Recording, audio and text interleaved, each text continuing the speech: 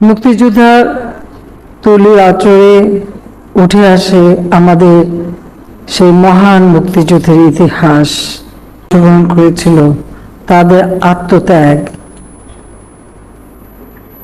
যার নেতৃত্বে আমাদের এই দেশের মুক্তিযুদ্ধ পরিচালিত হয় এবং বিজয় আমরা অর্জন করি, জাতির পিতা বঙ্গবন্ধু শেখ মুজিব।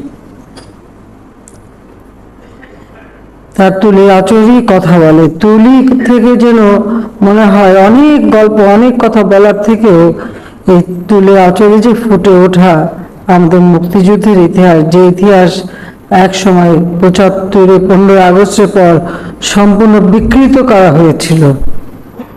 আমাদের বিজয়ের বার্তা সেটা কিন্তু ধ্বংস করে দেওয়া হয়েছিল। মূলত পরাজিত শক্তিরাই যেন আমাদের দেশে বসে আছে, দেশ চালাচ্ছে, যার জন্য আমাদের স্বাধীনতার সেই কথা, কবিতা, গান যেভাবে মানুষের মাঝে একটা চেতনার সৃষ্টি করতো, সেটাই হারাতে বসেছে। আমার বাবা মা ভাই সবাইকে হত্যা করে। আমি আর রেহানা তখন ছোট্ট, মাত্র 16 বছর 17 বছরের বাচ্চা। আমরা জার্মানিতে ছিলাম, আমরা কিন্তু দেশে ফিরে আসতে পারিনি।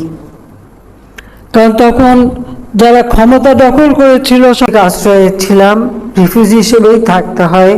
আর আমাদের নিরাপত্তার কথা চিন্তা করে আমাদের তখন নিজেদের নামটাও কিন্তু পরিবর্তন করেই থাকতে হয়েছিল, কারণ এটা আশ্রয় যারা দিয়েছিলেন তাদেরই নির্দেশ ছিল। তো যদিও তারা সবসময় আমাদের নিরাপত্তা দিতেন, সিভিল ড্রেসের নিরাপত্তা ছিল।